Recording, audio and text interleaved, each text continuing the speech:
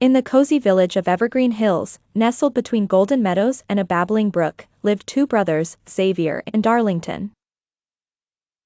Even though they shared the same roof, the same parents, and even the same bedroom, they were as different as night and day.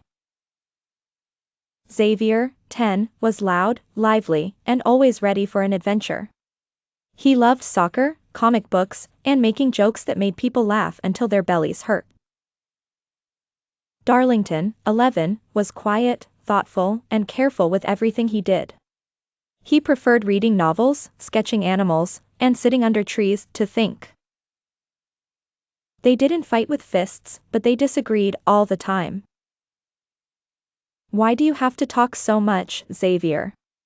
Darlington would groan, turning a page in his book. Their parents tried everything, from peace circles to brother bonding time. But nothing seemed to work.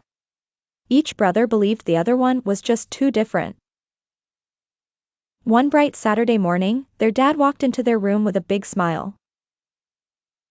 "Boys," he said, "we signed you up for the Great Village Makers Fair." The theme was Build a Better World. Each team had to design something that helped people in their village. Xavier wanted to build a giant zipline across the park.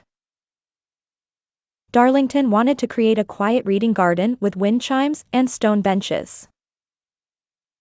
They argued so much they nearly gave up. But that night, something strange happened. They found themselves in a world called Splitopia, where half the land was loud and wild and the other half was quiet and calm. The next morning, Xavier rubbed his eyes. "Did you dream about Splitopia?